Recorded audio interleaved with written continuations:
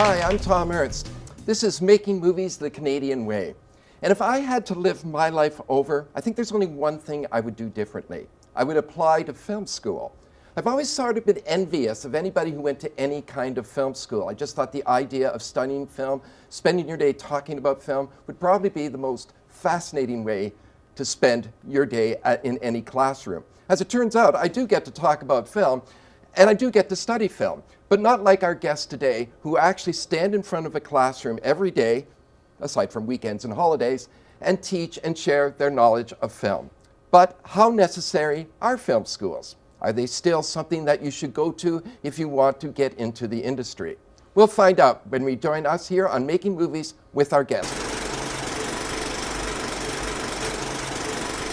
First of all, I have sitting directly across from me, Michael Coutanche. Yes. How was that? Very good. Excellent. Perfect. Michael Coutanche, and he's from Ryerson University, a professor there. And beside Michael is Kathilee Porter from Humber College. Hello, thank you for coming. And to my immediate right is Mr. Wilson Chan from Rain Dance Toronto. We'll find a little bit about what Rain Dance is all about. Absolutely.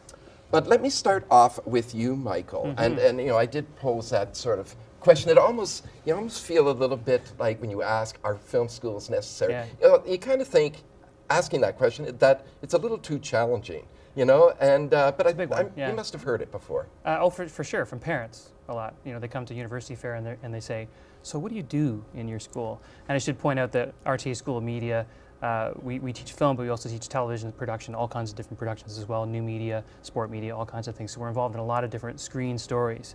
And that's really the point of what I'm going to say is, are film schools necessary? And I would say they're as necessary as storytelling is. I mean, if you think about us as a species, I know I'm getting kind of broad here, but so was the question. We need stories like we need air. It's part of our makeup, it's part of our genetic outlook on things, and it's the way our brains are wired. So a film school concentrates on that particular kind of storytelling, but I think it's vital, and I think the study of that kind of storytelling is absolutely vital for society, for people in general, for the future, for everything. And when you look at, I think it's the second biggest industry in the world is entertainment, right? Aside from war, I think maybe is the first one. Yeah, that's true. But it's certainly, I mean, I don't want to say it's all about the business, but it certainly tells you people are drawn to stories. People need them desperately, and you know, film schools help concentrate minds towards telling great stories. You know, Kathilee, telling stories via film or television is really only a film about 120 years old, maybe a little longer than that, and television not even 100 years yet. So is storytelling by film and television the same type of storytelling that maybe Michael was alluding to, or is it completely different? Is there something else here that you wouldn't get in, let's say, your English courses? I think that there's, there's as many different kinds of film school as there are people at the table, and many more. So even amongst us at the table, we all have kind of a completely different approach.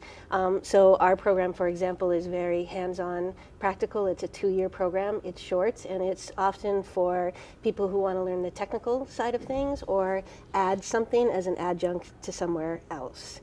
So the storytelling is very specific to the craft of making movies and making television, as opposed to as much influence on the other aspects that Michael was talking about. So there, you know, I'll get to you in a moment, Wilson, because I do want to find out what you do. It's interesting. It seems to me that maybe, tell me if I got this right, there might be a little more theory going on in the kind of teaching you do, and there might be more technical hands-on. And it sounds like there could be a merger of some sorts here, or maybe you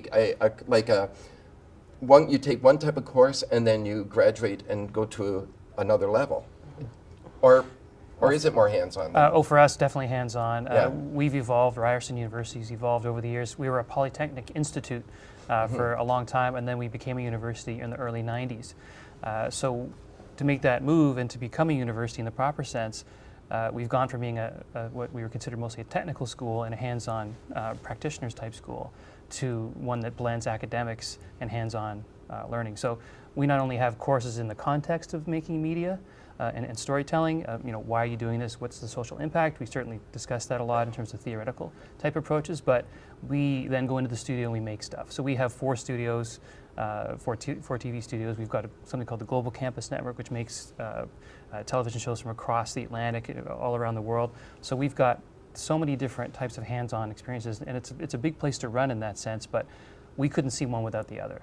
Right. And so I'm going to say we're a really great blend of those two things, and I think that's what prepares the storytellers of the future to get out there. They want to be able to make something and then have it inside an academic context.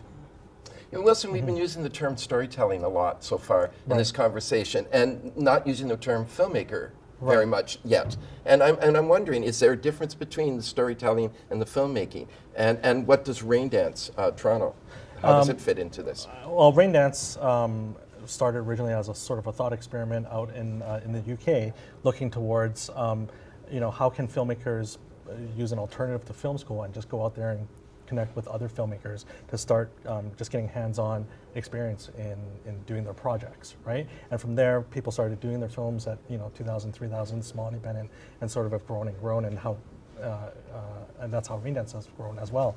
One of the things that, from a storytelling perspective, I think, is that a lot of how we've treated sort of more traditional institutions is to look at it being sort of a set course for you, and it's saying what the industry is looking for right now, so come in and we'll teach you what the industry wants.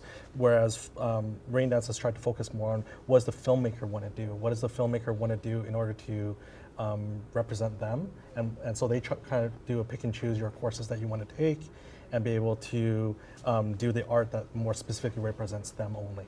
So it's less academic then, and there is it's not kind of a course-centric. I mean, so you don't go there to sort of get a degree. You get to sort of hone your skills or develop your skills, or find your skills. I think, I think a lot of people first connect with Raindance as more of a networking sort of atmosphere in order to find the other people that they think they can connect with, work well with, potentially do projects with that are more passion-based rather than financial reward, right? And from there, they as they start to work on these projects and have to put on multiple hats multiple hats on these productions. I like multiple heads.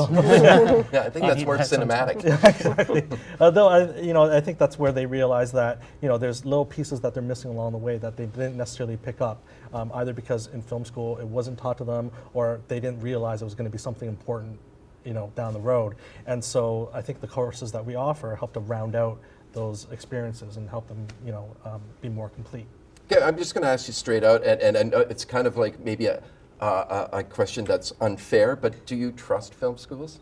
I would say that the general discussion within the community is that there is less trust for traditional film school. Ah, good. And I think, and that doesn't come from the fact that most people criticize what the film school offers. I think it's more like the expectations that people have gone when they went to film school. I think a lot of people go in wanting to make films in general with sort of the high ideal that they're going to be that big director, big producer, just like the Steven Spielberg and so on and so forth.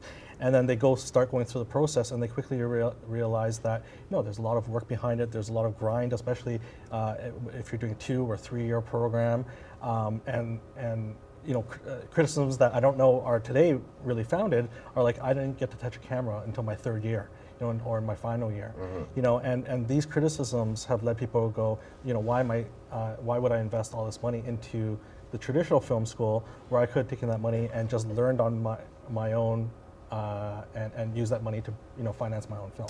Well, there we go. It's out on the table. Who wants to sort of respond to that? Sure, I'll jump in. I mean, for us, we often get students that come in at 17 years old who've made their own short films on YouTube or whatever they've done. So we don't wait until 4th year to give them the camera. They start right off the bat. Usually in 2nd semester, they're in the studio, they're making things, picking up cameras.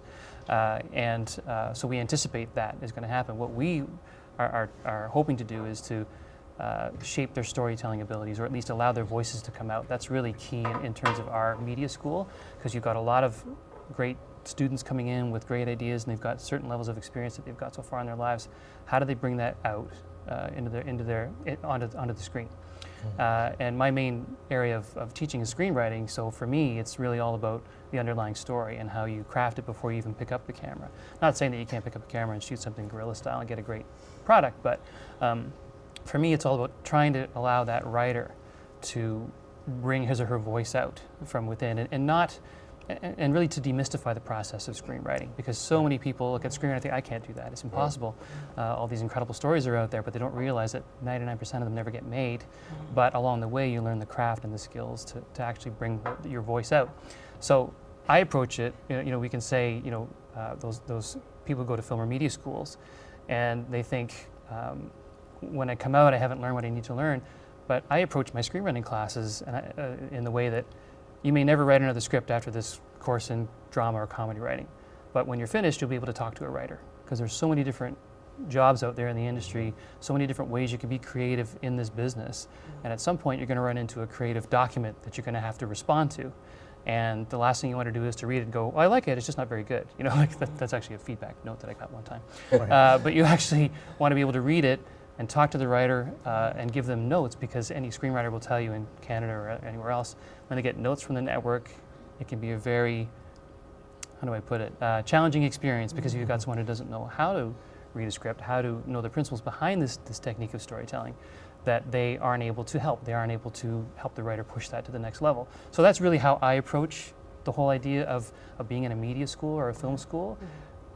Of my class of 35, maybe 2 or 3 might go out there and actually have a career as a screenwriter, but the rest now have that process demystified, and now they're able to actually, as I say, be a producer or an executive somewhere and be able to speak to a writer.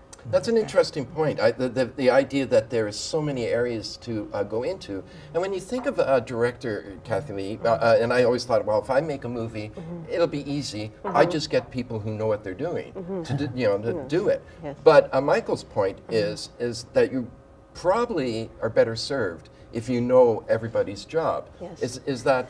Yeah, and that's absolutely, I mean, for Humber, I teach in a very specific part of the school, and so I don't even kind of know all of the areas and different programs that they teach, but I know specifically I teach production and production management, and studio production, so it's very hands-on for the students. But it's also, for me, about teaching them that this is a business, and you may never have to be the production manager, but if you understand why they need those documents and what they're for, then they're going to be way more apt to help hire you again, because you're that much more helpful for them, and this is how it all fits into the big picture. And that's a big part about what we're trying to teach, is those aspects that you might never touch again, just like screenwriting when you get out there into the industry. But also learning how to work together as teams. We get a lot of, especially young filmmakers, who've been making films at home with their camera and their own iMovie and so forth, and they're making these great films, but when we put them in a production team and ask them to work with their classmates, that's when we start to realize, okay, these are the social emotional aspects we need to work on with you, and that's one of the aspects that's brought in film school that I don't know if you can get if you're working on it by yourself. Well, that's a very good point, because there are egos, certainly, in the industry. And I would find it very difficult if I perceived myself to be the creative lead, as I often perceive myself to be, to share that responsibility.